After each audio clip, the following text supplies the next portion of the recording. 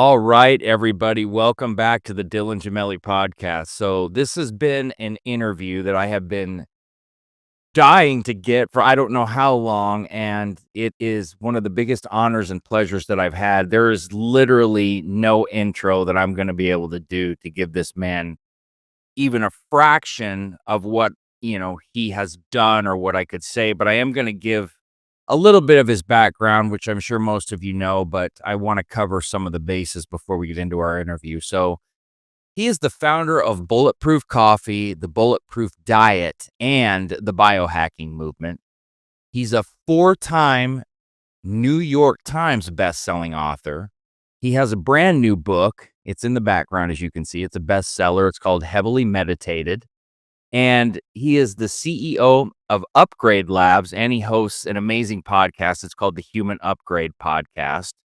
He pioneered online sales in the 90s. He co-founded an early data center company, and he later transformed his own health by losing 100 plus pounds and improving his cognitive function. So this journey has led him to create the Bulletproof Diet and coin the term biohacking. And Dave runs the 40 Years of Zen neurofeedback program, the biohacking conference, which was absolutely amazing, and a regenerative agricultural farm while investing in biohacking startups. So, as a leader in the longevity movement, he collaborates with medical professionals, researchers, and innovators to develop groundbreaking techniques and products that enhance mental and physical performance. And using science backed methods, his mission is to help people upgrade their minds to a happier, more conscious state and optimize their bodies one cell at a time. So, my friends, this is Dave Asprey. Wow, that was quite the feeding of my spiritual ego. I'm gonna have to go meditate or something. But thanks, Dylan. Absolutely, man. Well, first, I know how busy you are, and taking any sort of time like this is a really big deal. And for giving it to me, I really, really appreciate it. So, thank you before I even get going with everything. It's an honor to be here. Anytime people are gonna invest an hour of their time to listen to something I have to share, I can only be grateful. So thank you for making it happen. Absolutely. Well, we're gonna put you in front of as many people as possible. So, look, you've had a major impact on I don't know how many hundreds of thousands of people, and I'm gonna tell you right now, you helped me transform from being in the bodybuilding industry to making a transition into biohacking, which for me personally has changed my life and opened up a million other avenues and made me feel like I'm kind of doing God's will now. And you've played a major impact in that. And so I want to get into this polarizing term biohacking because it is polarizing to some people. And I think once you get into it, you realize it's It gets only polarizing to dumb people. explain what it means and how you came up with it, please. By the way, I only said that to trigger people, and we're gonna talk about why you got triggered if you didn't get triggered. So I don't really believe that. Biohacking is just the art and science of changing the environment around you and inside of you so you have full control of your state, full control of your biology. And it united like kombucha moms and yoga teachers and breathwork teachers and bodybuilders and neuroscientists and Navy SEALs and longevity doctors. And that let us all come together and say, it's not about doing just one thing. It's about doing the right recipe with the right ingredients to get the results you want. And I've said from the very beginning of the biohacking movement that some of the best biohackers in the world are bodybuilders. Because the mindset for bodybuilding is I want a specific state. I want this amount of body fat, this amount of muscle, this amount of hydration, and here's all the levers and cranks and tools I can use. I just got to pick the right ones and I can do it. Right. And then you practice and you measure. Like this is some of the heritage of biohacking. In fact, I opened Upgrade Labs, the world's first biohacking center, underneath Arnold Schwarzenegger's office in Santa Monica about 10 years ago. Today it's a franchise. We've got about 30 locations in the process of opening, about 9 open. And people can partner. If you go to ownandupgradelabs.com and we can open one in your neighborhood. It's like AI longevity. But if you're a bodybuilder, only 10% of the equipment has to do with stimulating muscle because it requires a small amount of AI stimulation combined with superhuman recovery and nutrition to create massive change, whether it's VO2 max or whether it's muscle growth. You don't have to work hard. We have this idea that working hard for long periods of time gets better results. Especially in cardio, it doesn't. And even when you're training with weights, the way you load your muscle and the way you recover is more important than overloading the muscle. So I want you to save every minute of time. And if your goal is, I want to have a bodybuilder's physique, well, let's help you do that in a way that takes less time and doesn't put a strain on your cardiovascular system. I cannot resonate with you enough on this. Now, I just actually found that my ejection fraction was on the little bit lower end for where it should be, and I'm doing 100 minutes of zone 4 cardio 5 days a week for the last 15 years. That was kind of a mistake. Kind of, yeah. And you know what I'm realizing I've been stepping down and stepping away. I'm losing more weight and I'm eating more calories and I'm doing less cardio. Isn't it so offensive?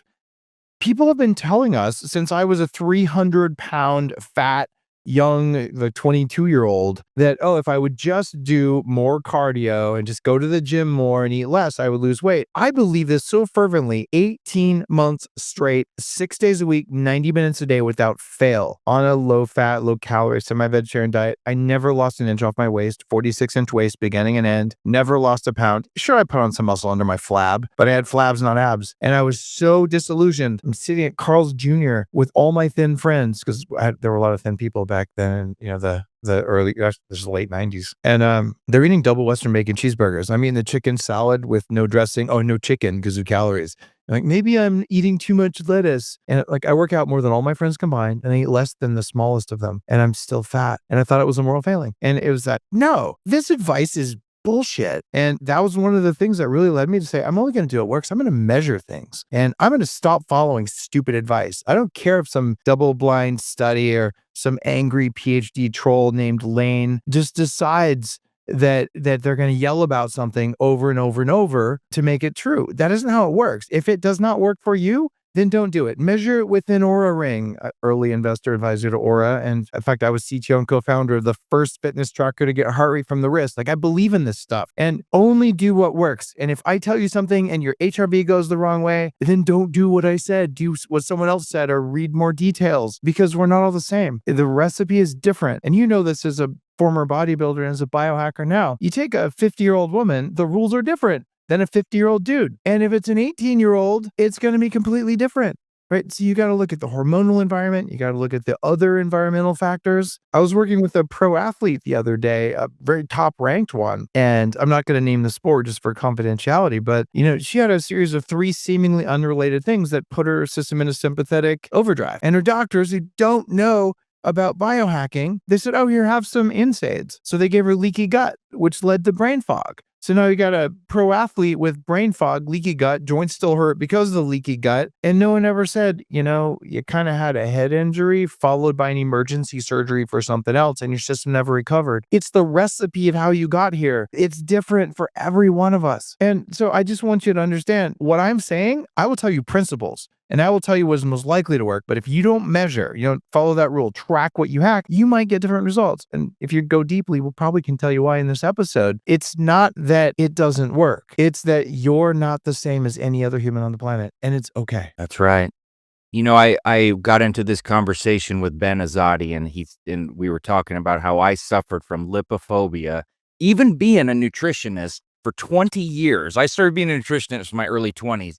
And I still, to this till about 6 to 8 months ago, was absolutely terrified of eating fats. And I, like you, would stall out or like wonder, why do I feel like shit? And why this and why that when I'm eating 13 servings of vegetables a day and oatmeal and egg whites and just living on it, right? And you know what, Dave, man? I started to look into the bulletproof diet that you came up with, and I took aspects of that. And then I told my wife one day, I said, you know what? I am done. I can't do this anymore. I'm miserable. And I started following a lot of what you had in there, and I mixed some of my own stuff in there. And I went from 1,700 calories a day to now 2,700, and fat from like 20 grams of fat to 130. And I'm thriving, like thriving. And I'm embarrassed to even talk that I was doing this, but I'm happy to help people and say what you said was right. And do you know how rare of a human you are? You Mm, have more than a decade invested in an identity and a mindset and a belief. And scientists at big universities do the same thing. And then you had the balls and the audacity to say, "Oh my god, maybe some of my assumptions are wrong." And instead of feeling threatened, like, "I guess I'll try it." And I'll mhm, tell you, one of the reasons that Bulletproof and the Bulletproof coffee became so famous, by the way, I am not at Bulletproof anymore. Danger Coffee is my new coffee company. Danger, because who knows what you might do. But the reason it became such a big deal is, you know that you go to a Tony Robbins event and there's those hot coals, you're gonna walk on coals. In that first step, you're like, "I'm gonna die." The first time that I came back from Tibet, where I had yak butter tea, and I took a big old hunk of butter and I put it in a blender, it was like walking on coals. I'd been a vegan, I'd been a raw vegan. Everyone had told me butter would kill me, but all of the science, all the longevity nonprofit work I'd done, it led to a different conclusion. I said, "I'm just gonna try this for a little while." And I put it in there. I tested a bunch of different recipes. When I got it dialed in, everyone who drank it would feel amazing. But they'd always feel like they were gonna die the first time they put that hunk of butter in there. It was like a step into the unknown. It's like you're risking your life. You weren't. You're actually helping. And the fact you could do it as someone who was really in the anti-fat camp, that says a lot about your willingness, to question everything and to be truthful. So congratulations, man. And by the way, the extra 1,000 calories a day, I had the same experience. I had this weird time where I said, I know I've learned fat doesn't make you fat, not the way they say. And some fat does make you fat. Each fat does different things. But right, right. I went on an early version. I was kind of stress testing the bulletproof diet before I was willing to publish it. So I was doing 4,500 plus calories a day. And I was just going to do this for a month. I'm like, I'm going to set myself up less than 5 hours of sleep every night, no exercise, and 4,500 calories a day. I'm going to do it for a month. The math says I should gain 20 pounds or something, and I'm only gonna gain 1 or 2 or something. I grew up. I actually felt great. I did it for months. And overfeeding is not good for longevity. I don't recommend anybody do that. You know, conservation of energy and Newton's law, all of Newtonian physics is bullshit. The reality runs at quantum level. Newtonian physics is just a story that fits pretty well about reality, but it is not an accurate story. And I love to take the trolls, the calories in, calories out diehards. They're doing it like a religion. And I say, oh, if you're going to get fat, eat a gram of uranium. That's more than 1,000,000 calories. And they go, but you can't digest uranium. I go, do we need to keep going? And then they go, well, that's not fair. Okay, okay. How about this? Did you know that there's a drug that ranchers give to cows that's an extract of toxic mold that makes cows get fat on 30% less calories?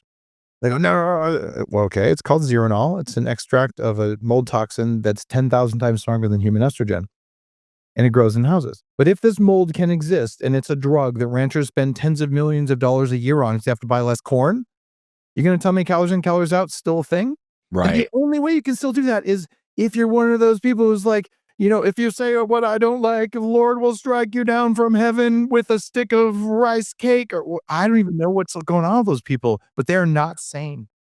No, I agree. The calorie bros, they're out in the wild, and this all calories are equal and all of this. And I tell people, you're telling me that if I put this in this hand and this in this hand, these French fries that are 200 calories and this 200 calorie piece of chicken, they're the same thing, and I'm just lost It as to how they're the same. it's funny too, because as a bodybuilder, give someone 100 grams a day of soy protein, 100 grams a day of whey or beef protein, and you tell me who's gonna have bitch tits. Right. 100%. I couldn't agree more. This shit that people get on, I it's confounding to me, and it's easy to fall into that trap, which we all have, but when you start questioning things and doing things on your own and seeing how they work, it's amazing. And one of the things that you're big on that I am now big on is animal proteins. And I wanna know why for you. I mean, I know why, but I want the audience to hear why the animal proteins are so beneficial and so important and why they've been stigmatized. Ooh, well, the why, we're gonna have to go into some theories that I cannot prove or disprove. That's okay. I think I know why. Why are they better? They're better because they work better, because of digestibility and amino acid availability. Mm-hmm. And you see these poor, sad, weak bone density vegans, and they're like, beans and rice are complete protein. Even if you extract the proteins from the beans and the rice, you're going to need an awful lot of it. And it still doesn't work as well. The very best plant proteins are 30% less available than animal proteins. Animal proteins have more minerals, more vitamins, and they don't come with toxins. And all of the plant proteins come with high amounts of heavy metals.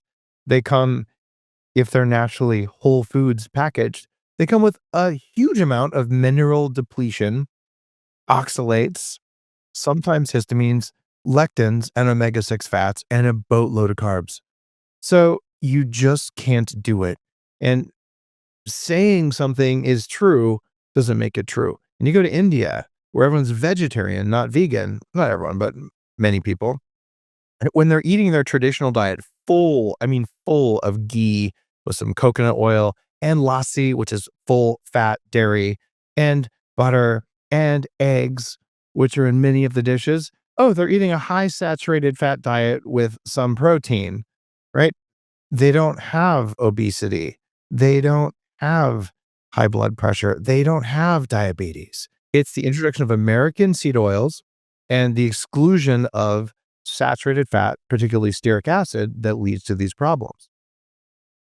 100%. I thoroughly agree. And I've been on that because I had found some plaque in my arteries, which was unexplainable, honestly. And this thing of wanting me to crush my LDL down in the 30s, which is what I was being advised to do. And God, give yourself cancer, why don't you? exactly. And that's why I said that is absolutely insane. And so I understand that. So I wouldn't take the statins, and I didn't, it was an LP little a issue, which is a genetic issue. It's not something you can control with diet and weight loss. And so I've gone other means in doing it and hacked my way down in my score. But I thoroughly agree. And the cholesterol thing is what I want your opinion on.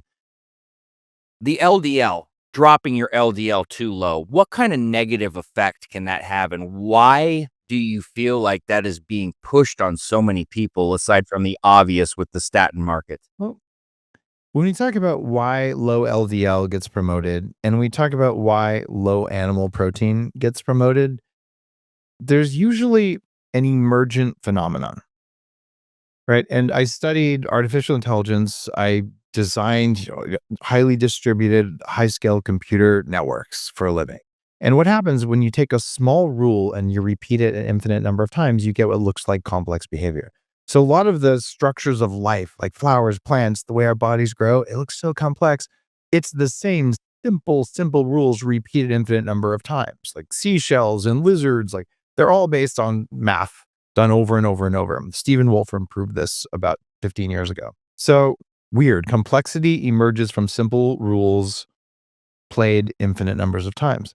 Well, with both the pharmaceutical side of things, the low LDL, and with the animal protein side of things, the rule is make money.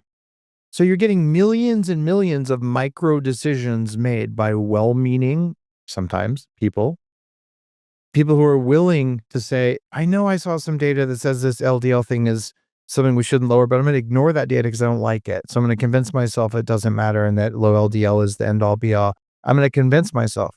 I had met the head of R&D at Pepsi and the former CEO of Pepsi. And she said, if Pepsi was a country, it would be the 17th largest economy in the world. And Pepsi at the time was entirely vegan, right? Because that was her belief system. And so they just threw out all the data that didn't support vegan. And then they fervently believed it was a good thing, right? And I spoke to her and her intent was, how do we lower toxins? Like we're doing our best. But believing something that doesn't work is highly toxic, right? It has to actually work, right? So what I think that's one explanation is well-meaning people with profit as a motive instead of something else. The other one is, and sometimes I find myself thinking about this, but I can't prove it. If you were to design a system to make humans less fertile and weak and sick, you would do what we did. We have the worst quality lighting. We have the lowest quality seed oils. They're putting fluoride in the water. That is, dude, the Nazis pioneered putting fluoride in water in order to make people more docile because it poisons our thyroids. So if it was just some things were good and some things were bad, but it's almost universally the recommendations are the worst ones you can do. And then there's always functional doctors and others who are saying this stuff doesn't work. And then they get shouted down and canceled. Yeah. Right. So, I mean, I would have been like, maybe I'm just being, but then I saw the behavior of the world during the pandemic. And the truth has come out. Everyone who got the jab actually has higher risk of dying from everything, all-cause mortality. That is real, and that is backed by science, and there were thousands of physicians and other people like me who were talking about this during the pandemic. I lost 95% of my reach for 2 years because I had the audacity to say, as the author of a major book on fertility, my first book, it is a poor idea to inject anything into a pregnant woman, whether it's tested or not, unless it's life-threatening, because there's a lot of stuff we don't yet understand, especially in the first trimester. So let's not stick pregnant women with tested or untested things, Mhm. right? And man, they came after me. I got my warning letter from the FTC for one of my things. I got on factcheck.org. Now, these are some of my largest career achievements. Right. And then factcheck.org sends you a whole post about why entrepreneur Dave Asprey, who says people make money off the pandemic and explains how, that he's wrong. I'm like, you bring it. You bring it, guys. Thank you. But that's not, so I think there are some people who hate humans and they want us to die. I really believe that. And Huh? I don't think we should put sociopaths in charge. I really don't. It's not a partisan issue. This is an evil issue. Yeah. Call me crazy, but I have to agree with everything that you just said there. It's craziness, and I agree with you, and what I saw, it was some of the most troubling and bothersome things. Thankfully, it appears now that there's at least more capability of being a little bit more open and talking about these things, and people are more receptive now to listening. And hey, to each their own, man. If you wanna do what you do, but I'm just thankful that there's people like you and communities like we have now where we can talk about this and put it out there, and conventions like you put on, and ways that we can learn from each other and grow. That's why I'm part of this, man, and why I shifted everything that I'm doing is to be a part of this. So, Well, you're doing something that's gonna help you, it's gonna help your family, it's gonna help all the people who listen because you're willing to evolve, and so am I. Like, I've been wrong about things, and I evolve things, and one thing where I've been very, very clear for the past 15 years, I've not eaten any seed oils other than if they're in a nut or something. I don't even eat very many nuts anymore and, some olive oil. But you think with the amount of butter and lard from healthy pigs, ones I've raised, and beef tallow and all that stuff, and, dairy fat, I'd have to see an effect. So I just got to clearly scan. You know what that is? yeah. Oh, yeah. Yeah. So this is the gold standard to look at soft plaque in your Yes. Yes. right, not calcified plaque. Calcified plaque isn't as dangerous as people think. Like that stuff Right. is stable at least. Well, I didn't have calcified plaque, and I didn't have any diffuse soft plaque at all after 15 years of only eating that stuff and, maybe an ounce or two of olive oil most days. Right? So I am the worst case on that. I did have 2 spots where there was a slight thickening of plaque. Everywhere else is perfectly clean. And Mhm. the explanation for that, according to the imaging people I work with, is, oh, yeah, you had COVID twice. That's what the spike protein does. Those are just parts of the arteries that are healing right now, and that'll go away over time. So anyone who has soft plaque, it's really not that hard to get rid of it. It's called nattokinase. It's something I recommend all throughout the pandemic because it also digests any foreign proteins, including spiky ones that are in you. You take 4,000 units of nattokinase and lumbrokinase if you want to be fancy on top of it, and you do that for a couple of years, it'll get rid of most plaque. It's absolutely solvable, but you can't be eating garbage the whole time. Yep. I've been taking 12,000 of nattokinase since I found out I had plaque, and I'm also getting the Clearly test done as well, and I've taken courses on it to fully comprehend and understand it. So, like you said, gold standard if you really wanna know the true amount of plaque, because when people get a calcium score, it's only measuring hard plaque, and it's still an estimate, right? It's not real evasive or gonna give those right numbers. So I'm really glad you brought that up because a lot of people aren't aware of that test at all, and it's it is the gold standard, and it's AI driven. It's not some Mhm. guy or woman reading it that can really kind of read it however the hell they want, So thanks for bringing that up. You're welcome. It's part of the advanced longevity stuff that I do, and I run a very, very high-end, longevity, biohacking, and consciousness fulfillment, mastermind, that's your concierge 24/7 longevity care and all that, for a small group of high net worths, along with a couple partners. And this is the kind of stuff that we put them through. And then, like, well, most of us aren't gonna go to that trouble, and it's expensive. So for that, part of Upgrade Labs, which is my franchise, we have our testing platform called AXO. You can go to upgradelabs.com and look at it, and it costs a few $100, and you can order the 100 plus markers that I have determined for longevity and performance that actually matter. And it includes your LP little a and LP PLA2, the one you talked about, and the things like homocysteine and cortisol and testosterone and thyroid and all the stuff you would need to know with AI interpretation of it and recommendations. Here's the lifestyle. Here's the supplements. Here's what to do. Right. And you can talk to your doctor if you want, but we're not going to diagnose or treat anything. I just want you to live for a very long time and be abundantly healthy. And it turns out none of those are medical conditions. So weird. That's upgradelabs.com. I think it's not very expensive anymore. And you can get a longevity age out of that. You can get two of them actually. So you're telling me you actually test the things we need to test for, not the BS that you get at the doctor's office is what Yeah. you do. We do measure LDL because it's just about free these days, but people with low LDL die more from all cause mortality. Right. Right.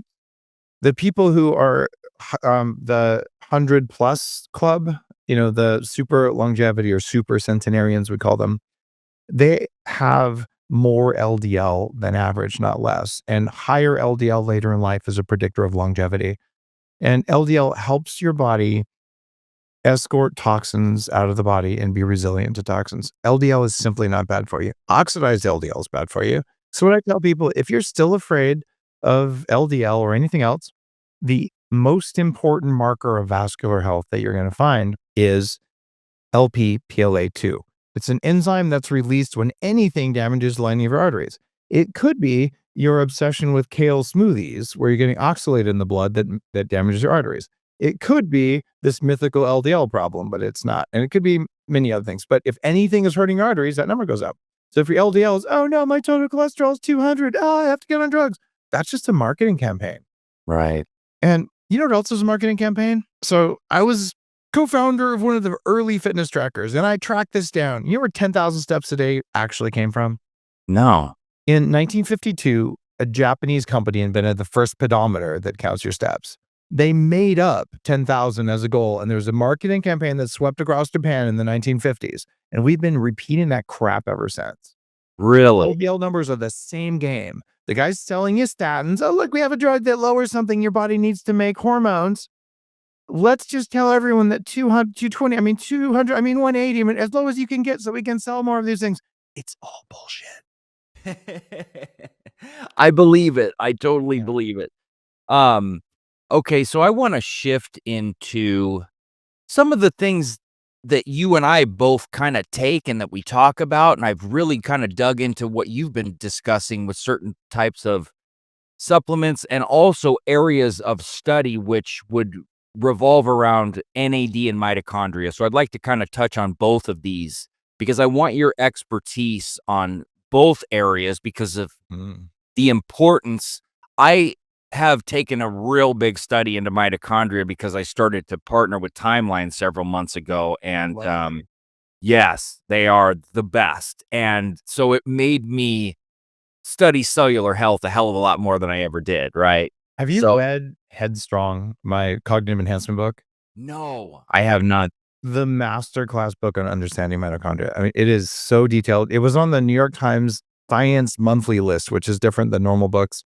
And it was between Homo Deus and Sapiens. I was like the meat in the sandwich. And that is like, if you want to understand mitochondria at a like scientific layperson's view without having to read like textbooks on it, it's like, here's what they are, here's the levers, and here's how to think about them.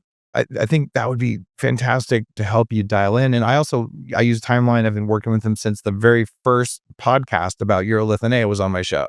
Like that helped to make it a thing. And they present at the Biohacking conference. And that's biohackingconference.com. You'll be there next year, I'm assuming. I was there this year. I'll be there every year from here on out, man. It's and Steve Aoki was our DJ last year. He said he'll come back this year, and it's hard to express what happens when you get 4,500 people who care about longevity and consciousness. It's a great vibe, and it's the conference that launched the movement of biohacking, and it's my favorite thing every year. So. Well, I'll tell you this, I went to 7 conferences in the past year, I think, and that one trumped them all, and that's even A4M, which is so big and so well known, but I had the most fun. I actually have a little documentary that my stepson's making me. I'm gonna send you when I'm done of my Cool. whole time at the conference. I can't wait to see it. Yeah, you're gonna love it. You're gonna love it. It's funny. I've lectured there multiple times with thousands of doctors, but every year they just say the same things. Like it's become kind of an echo chamber and it's kind of old and dusty. So next year, the Biohacking Conference, we're offering medical education units as part of the conference. So doctors can come to the Biohacking Conference and they can fill out their longevity credits as they do it. Right. Biohacking and systems biology is different than old school longevity stuff. 100%. That's amazing you're offering that. Just another testament to everything you're doing. Why is mitochondrial health so important? And what do most people not really know about it that they should know and understand, and why it's vital to longevity? Okay. We think about mitochondria the way we learned in 7th grade biology. Oh, they're the powerhouse of the cell. Yeah. There are energy plants, or my favorite, we were floating around as single cells, and then we harnessed the mitochondria to be our mobile power plants. No. All bacteria, all single-celled organisms can operate independently. They have a basic intelligence. They have an algorithm of life. What really happened is we had a cell floating around. Mitochondria infected the cell. They're like, hey, look, a mobile petri dish. Let's take over. And inside almost all of the cells in your body, there's way more ancient bacteria calling the shots than your cells that you identify as you. So what's really happening in our body is in near real time, mitochondria are talking to each other via many different mechanisms. They're deciding the state of your body and the state of the world around you. And then they're telling each system in the body what to do. And they're telling you what you're allowed to see or experience and how to feel about it. And then you believe it like it's real. And then you are your mitochondria's puppet. And wow, that means if they're stressed, they're going to not make energy as much, and they're going to make inflammatory markers. They're going to make stress hormones, right? And if they're stressed because you have bad lighting at night in your house, or because you're eating the wrong foods, because there's not enough fat to build mitochondria, you're going to be stressed. And if they're stressed because you're telling yourself a lot of stories about some childhood trigger trauma thing, then they're going to be stressed because they pick up stress, right? And they're just simply saying, how do I keep this body alive as long as possible? And I eventually, by studying mitochondria and studying neuroscience for 10 years, measuring the brain waves 5 days at a time for very high performing CEO types, more than 1,000 of these, and measuring what's really going on in there, I know how it works now. There's an algorithm for how our bodies and our mitochondria think, and it's different than how our brains think. And it's really helpful to understand why mitochondria health is so important, because every disease of aging ultimately comes down to your mitochondria who are in charge of everything. Something went wrong with their system. And let me talk through how mitochondria make decisions, because I think it's enlightening on many different levels, including like consciousness and meditation and happiness, which are part of the biohacking movement. If you join the biohacking movement to solve one problem, pretty soon you'll be a longevity guy, and then you'll be a consciousness guy. That's just how it works. Like, oh, I feel so good, I want to live longer. Like, if life is good, and then, oh, now I want to live longer, maybe I want to be happy. It's inevitable, and I built it that way, right? I tricked some people. So here's how it works. If I clap my hands, we know that it takes some time for the signal to make it across the internet, and then it came from your speakers to your ears, and then you heard it. That's what you saw, right? That's not real. If we're measuring the auditory cortex in your brain, 1/3 of a second after the signal reached your ears, your mitochondria allowed the signal through after they had a chance to decide what it was and how you were supposed to feel about it and whether you even needed to know about it. What? Okay. So, and we know this 1/3 of a second window. It's a 1/4 second when you're 18 years old, and it drifts up to about 350 milliseconds by the time you're 25-ish, and it stays there hopefully until you die. And if it goes above that, you're getting dementia. So there's a window on reality where your body can censor what you see. It's like the old Super Bowl. You watch the Super Bowl and it's broadcast live, and then Janet Jackson has a wardrobe thing, and magically you see that. All live broadcast has an 8-second censorship window to prevent that from happening unless you pay for it. You have a third of a second censorship window on reality that your mitochondria use to manipulate how you feel about things. So it's a distributed network of trillions of tiny environmental sensors with built-in compute nodes that are also manufacturing nodes, and they can manufacture heat, electricity, or a bunch of different chemicals. That's what they do. So they sense, they decide, and they do. And we get what's left after that. Wow. I've never heard that breakdown. Yeah. This is why it's so confusing. This is new thinking. I presented this in front of the Dalai Lama's co-author, Victor Chan, who's been his best friend for 50 years. And he, on stage, very, very surprising to me, he said, Dave, now that I just heard about these F words, everything the Dalai Lama said over the last 50 years makes a lot more sense. And multiple Buddhist scholars are now looking at mitochondria in a new way as a foundational formation of our ego. And Heavily Meditated, the book behind you on the shelf there, hit the #1 best-selling meditation and #1 best-selling philosophy book in the country because of mitochondria. And if show people the cover of the book really quick, by the way, this is the other side effect of mitochondria. I did not fast. I was not dehydrated. I did not take any kind of medication. I got off an airplane, and that's just how I look. And I used to be a 300-pound guy. Like, what? That's because of mitochondria. So here's how they make decisions. #1, these are all F words, it makes it easy, is fear. If something is scary, run away from, kill, or hide. And this is why I can trigger someone by saying only for dumb people, because if you're a dumb person, you might get kicked out of the tribe, and then a lion, tiger, or bear is going to eat you. Right. Basically, if you have a trigger for, being called dumb, then I triggered you. My finger was on your trigger, but it wasn't you. It was your mitochondria. Mm-hmm. Fear. And people who don't meditate spend 9 times more energy on fear than it really needs. And people who meditate spend 6 times more energy on fear than anything else, because your mitochondria know it's game over if you die. Right? So you're hyper aware of threats. It's good. If there's a mugger behind a pillar, you're going to respond before you can think, as you should. So it serves you, but it sucks. The next one after fear is food. Eat everything, right? Famine has been a problem, right? And this is a great thing. This is what a pig will do. It's what a tree will do. A slime mold will do it, or even like a politician. All of them will do the same things, because all life does this. And then we have fear, then we have food. And then the next thing that all life has to do to stay alive for multiple generations, it's an F word. You know that one? So, all life must do this because it has to last for thousands of years. So there has to be multiple generations, and it's an F word. You've got this. There's fear, food, and fight? I don't know. That's the first. You're one of the rare people who doesn't drop an F-bomb. It's fertility, but it could be the other F-bomb. Right. Oh, I love it. That makes sense. This is so critical to understand right now. While you're listening to this show, your mitochondria, without your knowledge or permission, are invisibly analyzing everything in the world around you, saying, should I kill it? Can I eat it? And can I hump it? Right. 100%. The entire time you're alive, they are doing this before you have a chance to think. And is there anything you've ever done you're ashamed of that isn't one of those 3? I mean, there's a lot I've done I'm ashamed of. You didn't ask the girl out. You didn't take the opportunity. You shied away from the thing. You didn't stand Yeah. up and go, fear. Fear, yeah. You ate the entire pizza wrapped around the Ben & Jerry's. That was food, right? The time you went out on the date with, the whole cheerleader team or whatever you did. Like, God, I know this is the wrong date, but I'm going to do it anyway. Everything, right? No, it's true. Yep.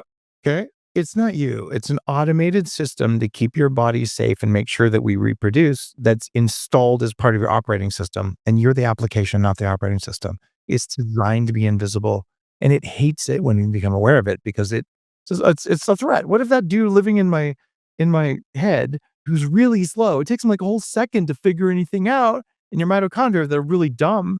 They're like, dude, I got this. Like, don't get in my way. Don't get in my way. And here's what gives me hope about humanity. is the next F word is friend. All life on Earth forms an ecosystem. You support your own species, you support the species around you according to your ecological niche. So we're wired in our bones to be kind to each other. It's why we form family units. It's why we form tribes. It's why we help little kids who aren't ours. We help the lady across the street. And it's why community is so nourishing when you have healthy support. And the final F word is the one that is the focus of heavily meditated in my 40 years of Zen neuroscience school. It's forgiveness. Because one thing our mitochondria are terribly good at is holding a grudge. So there's that one time in third grade, your coach yelled at you about something and your mitochondria were like, I got it. When you were in third grade, you didn't feel safe when that happened. So it basically turned on an alert, right? And it's an alert, the same as your phone. Imagine if your therapist, your meditation teacher's like, hey man, these TikTok alerts just keep popping up. I can't get anything done. And they're like, gently swipe left. Just set them to the side. Recognize that they're part of being human.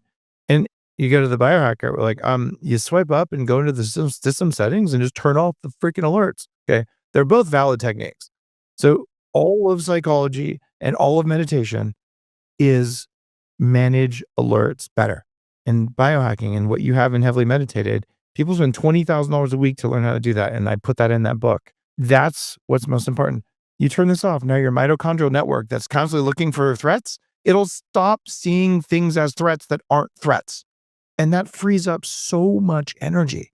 When people go through 40 years of Zen, there's 5 days of really intense turning off alerts. Well, they come out and they say everything feels easier because someone cuts you off in traffic. I mean, I used to have like the biggest muscles on my middle finger. That was by my most developed musculature in my 20s. And when I finally got this, like, it doesn't matter if somebody cuts me. I have zero change in my heart rate. And the story used to be they're disrespecting me. And I didn't even know what the story was. Man, it would just piss me off. It doesn't piss me off anymore. I don't have to regulate my behavior because I don't care. Because Right. it wasn't a threat. I just thought it was. Whereas anytime you're angry, it's ultimately fear. It just doesn't feel like it. It's just the way your body manipulates you to make sure you do what it wants. Yep. And you look at I everyone in jail, it's pretty much those first 3 F words will get you in jail every single time if you don't regulate yourself very well. And you don't regulate yourself very well when your mitochondria don't make enough energy for you to regulate yourself. Right. Man, what a breakdown. I really appreciate that. I'm so glad that I brought that up and asked that and that we got into that because I've never heard any breakdown like that. And I've been studying this for quite a while. There is no one else on earth you'll hear that from. This is original work. It's amazing. And so what you just broke down, was that in the book that you were talking about that you have from prior? That's in heavily meditated. Okay. I mentioned the F words before, but to combine them in that way with neuroscience, the mitochondrial proper care and maintenance of mitochondria, especially in the brain, that is headstrong. My longevity book is superhuman. And if you read any of the recent big longevity books, exactly the same frameworks that I use. There are some people who are trying to say vegan diets that happen to contain collagen from cows are a longevity diet or something. That is not real. No. But I tell you why. Beautiful. Thank you so much for that breakdown. I want to jump into the NAD side now because Let's do it. I've seen you talk a lot about it. I've been working with someone that you are also very familiar with, and I've learned a ton. I talked with Dr. Saltzman for a good 2 to 3 hours last week, and I can't even get into how much I learned, and I know you've talked to him, so I want some of your thoughts because I know, and this craze on NAD right now is out of control, and I don't think people have any sort of grasp whatsoever about taking NAD and the need for NMN as opposed to NAD. Let's just talk about importance of NAD and then why people are so misguided right now on taking straight NAD and what they need to be doing. NAD is fundamental to mitochondrial function, and we all know how important mitochondria are after this conversation. Right. So, as you age, your NAD levels drop linearly with time. And we have less NAD, you can make less electricity, less heat, and less longevity compounds in your cells. So there's a clear case for raising NAD. And I've been taking NAD precursors for 25 years. The first one was niacinamide, which is a form of niacin. And then NR, nicotinamide riboside, came out, and I've been taking that for a long time. That's a company called Elysium. I've had David Sinclair on the show a couple times, and on the Human Upgrade, just actually earlier this week, I interviewed a guy named Lenny Guarente, who has 40 years of experience working with NAD. And so nicotinamide riboside is kind of step one of raising your NAD levels. And then there's nicotinamide mononucleotide, or NMN, which is the second way, or I guess third way, of raising your NAD levels. And the other thing you can do is you can do NAD IVs. And I popularized these like in 2015. They're $1,000 a pop. Takes 2 hours and you feel like you're going to die. Someone standing on your chest. It does improve performance. It's just very expensive, and it doesn't raise levels in the cells as much as supplementation with a mixture of NMN, NR, and niacinamide.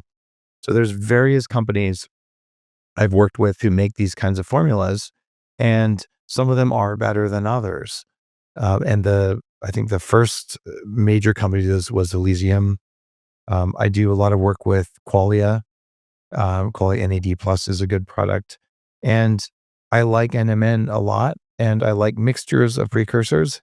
And I like it when they pair it with some antioxidants to block immune activation that can happen as a side effect of raising NAD. The specific compound is called CD38. There's some people, they raise NAD and then they feel good for 2 months and they start getting weird inflammatory stuff. That's because some inflammatory cells eat all your NAD if you don't block them. So if you're taking appropriate antioxidants or they're built into your formula, that's a good strategy. But raising your NAD is necessary as part of a longevity or cognitive performance strategy, just in general. So with the C38, because I'm using Wonderfeel, and they have resveratrol in there, and I believe like olive extract, and doesn't that address the CD38? Wonderfeel is a great brand. I could have easily mentioned them there as well in that list. I guess I was going linearly from back in time. Yes, resveratrol is one way to do it, and having highly active resveratrols there. The olive polyphenols are fantastic. So many people are saying, "Oh, I'm going to drink olive oil every day. It's the single most important thing." It's bullshit. 2 tablespoons a day, 30 mils to 50 mils of olive oil is associated with increasing your longevity, and it's good for you. More than that, you push up your oleic acid numbers, and when your oleic acid is excessive, your body oxidizes omega-6 fats much more easily through something called D5D and D6D. So olive oil overdose doesn't work. We tried that in the 90s and learned. And what does work is at least half your calories coming from healthy saturated fats, the rest primarily monounsaturated, and you can't avoid some omega-6s, and you don't need to. They're essential. They just need to be 5 or 10% undamaged. So you can take olive oil polyphenols without having to drink 2 gallons of the stuff a day. And Right. olive oil polyphenols like hydroxytyrosol that are relatively little known, those are really important. And by the way, when you read Headstrong, my book geez, that was a few years ago, hydroxytyrosol is one of my recommended mitochondrial supplements. So there you go. There's your Wonderfield connection. Love it, man. Absolutely. Yeah, that's another one that I started, and I really started to learn more about NAD and pairing it with mitochondria, like you said. And when they go hand, you understand how they go hand in hand. You realize the importance of addressing both areas. And so definitely. Well, I know we're getting closer to the end, so there's a few things I want to talk to you about. One, let's get into talking about oatmeal. And I warned Ben about this when we talked. I said the oatmeal mafia is coming for us, dude, because we're blasting it. Now, I spent like the last 15 years eating oatmeal 7 days a week, literally. And once I learned that it was horrible for you and I stopped, I felt 1,000 times better. And then I started wearing a CGM and seeing the spikes and going, man, what the is going on here? So let's talk about that. Why is oatmeal not good for you? And why is this going to piss so many people off like you've already done in the past, which I found hilarious because they weren't grasping what you were saying. But I want to know why it's bad and why it's, aside from the glyphosate, which I think should be obvious, why else is it bad? It's not really bad. One of the things that's made humans the dominant species on the earth is that we could survive on all kinds of food. Here's what's happened. The people who own the slaves or control the peasants, we're talking thousands of years ago, the kings, the queens, the Egyptian whatevers, they ate the meat, the butter, the fish, the cheese, even the wine, which probably wasn't good for them, but who knows? And they fed the peasants the brown rice, the oatmeal, the porridge. Gruel is what we called it. This is useful because it has enough energy to go plow the fields because it has calories, but it's low in nutrients and it's not good for you in many different ways. And we go into what those are, but it's good enough to feed the peasants so they can do the work so I can have the cheese. That means it's become like soul food. And people get so weird and religious because of their mitochondrial food connection. Like, oh, this is soul food. This is the food of my European peasant roots. Like, get over yourself, dude. Look at what it does to your blood sugar. Oatmeal, dude, have Ben and Jerry's. It'll have less of an effect, and it's got good fat in it. And by the way, Ben and Jerry's is not a clean brand by a long shot. There's much better brands of ice cream. And I'm not saying you should eat either one of them. But if you have continuous glucose monitoring, oatmeal's terrible. And if you do overnight oats, which is even stupider because oats contain anti-nutrients. And anti-nutrients, he at least gets rid of some of those things. So you have the blood sugar effects. They're quite often because they're a grain. There's mold mycotoxins that are in them. But worst of all, they contain avenin, which is a protein very similar to gluten that causes inflammation and leaky gut. And often they're contaminated with gluten, which probably isn't going to affect most people unless you truly have celiac. But if I get very much gluten at all from American gluten sources, it wrecks my gut. And I know it. I can eat European gluten. So there are issues there, but that may not be the thing. But avenin is not gluten, but it does the same thing by poking holes in your gut. The other thing that I wrote about in the book before this most recent one is phytic acid. And phytic acid blocks mineral absorption. It binds to zinc, magnesium, iron, calcium. So you have these poor vegans. I was the devout vegan or devout raw vegan. So I'm talking about myself here when I was obese and desperate. Well, look at this. This plant has all these minerals in it. My spinach has iron. The anti-nutrients that are present, which is phytic acid and something called oxalic acid, which isn't as high in oatmeal. It doesn't matter if there's minerals in your plants if you can't absorb them because the plants are actively sucking minerals out of your bones. There you go. That's why overnight cold oats are even worse than cooked oats, but they both contain high levels of phytic acid. How do I know about this? Because I run a regenerative farm and I study what animals eat as well as what humans eat. And when you feed high phytic acid grains to chickens or cows, their hooves fall off, their beaks don't form. And these are animals that are designed to be able to eat phytic acid. Humans can't break this down. We don't make phytase, which is the enzyme that breaks it down. So farmers will add phytase to animal feed so the animals can eat things higher in phytic acid than they're supposed to. But then they'll give humans that. And what does it do? It makes us have osteoporosis. It gives us mineral deficiencies. Guess what happens when your minerals don't work? Your mitochondria don't work. I make 2 supplements with Subgrade Labs, which is part of one of my companies that I focus on. They're the least sexy longevity supplements, but the most broadly applicable. One of them is called Vitamin Dake. You can go to vitamindake.com, and the other one's called Minerals 101. Oh, and then you drink Danger Coffee. There's $22 worth of trace and ultra trace minerals in every bag of the coffee. The coffee's $25 a bag because of it, and it's really good coffee without mold in it. Why? Because if you just get all the minerals your body needs, and you have the fat-soluble vitamins at the same time, which guide the minerals in, then your exercise will work, then your meditation will work. Even your NAD pathways work better. So like the least sexy Vitamin Dake and Minerals 101, it's not Timeline. It's not Wonderfeel. It's just critical and it's affordable and it's the broadest applicable thing. I'd probably make more money if I did some fancy longevity, whatever, but I have so many companies I work with who I support at the conference. You guys do this cool stuff. I want to get the basics to everybody. If I put it in your coffee, that's awesome. But that's why I do it the way I do, because oats and kale and almonds and spinach and all these superfoods, they are sucking your minerals. And if you say, well, I'm going to be even healthier, I'm going to go to steel cut oats instead of rolled oats. They contain more lectins and they contain oxalates more than rolled oats. And this is consistent in every kind of grain. Brown rice is for very, very poor people. Every rice eating country eats white rice preferentially because the outer part of the rice, it has all the fiber. It also has all the arsenic and all the lectins, and it's not good for you. But if you're the lowest of the peasants, there's more calories in the lining of the rice. So they'll give you all the toxins so you can have the calories. And if you can afford it, you eat the white rice, which has carbs, not a lot of nutrients. Rice isn't a nutrient source, it's an energy source, right? And then you eat a little bit of meat with it. There's your nutrients, there's your protein, there's your fat, right? And you go to wheat. The peasants eat brown bread because they couldn't afford to throw away the brown part that had all the lectins and all the oxalates. White flour has almost no oxalate. Whole wheat flour has huge doses that cause kidney stones, Yes. right? 70% of kidney stones are caused by plants and a Right. lot of these superfoods. And you get these influencers who just don't have a clue, the way I was in my late 20s eating. I've been there. I shattered 3 teeth from green smoothies and being a vegan because I was sucking my minerals out. Kale, spinach, chard, almonds, and sweet potatoes, which I didn't. I recommended those as being better than other things. I talked about oxalates in the bulletproof diet, but I didn't control it for them as strongly as I should have. And you eat those when you're young, it builds up over time and it makes you systemically weak from a mitochondrial level, from a bone level. You do not want to do that. So what do?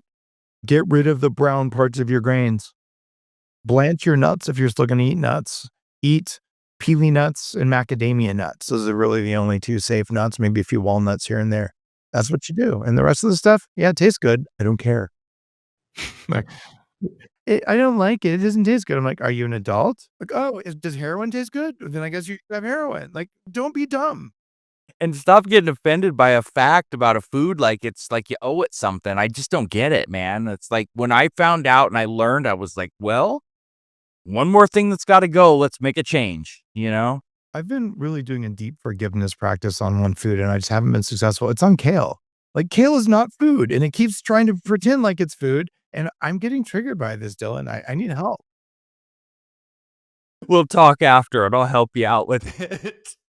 I want to tell you one more thing before we go. You turned me into a coffee snob. I literally started drinking coffee 3 years ago, only drinking K-cups, and I learned about AeroPress and Danger, and I found it, and I drink it 7 days a week, and you've made me make this an art that I do twice a day, and I hated dark roast, now I love it, and when you have a special come out, like that Ethiopian one, for example, I bought like 10 tins of that when you came out with it after I tried it, because it was incredible, so Wow.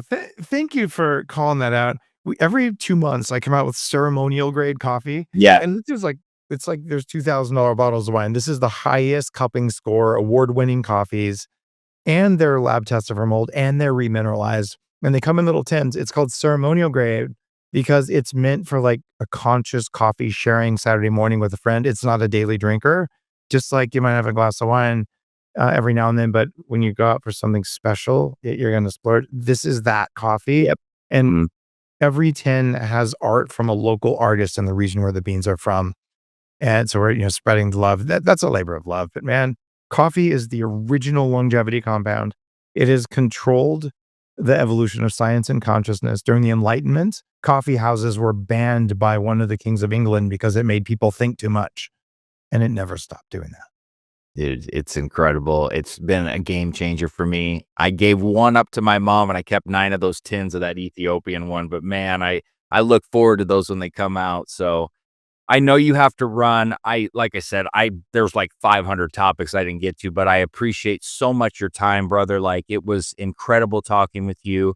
Real quick, and I'll link everything in the description. What's the best way to follow you or to find you? What's some of your best ways that people can stay on track with you? Go to daveasprey.com. That's easy. Instagram or all the other accounts, dave.asprey, TikTok, and whatever your platform is. And then go to dangercoffee.com. Yes. And you can use code BIOLANE if you want to save 10% or something like that. I just use that code because I love trolling trolls. It makes me so happy. I love it. I am so appreciative of your time, Dave. Thank you so much, man. Just an honor to have you here. Likewise. Have All a great right. day. Thank you.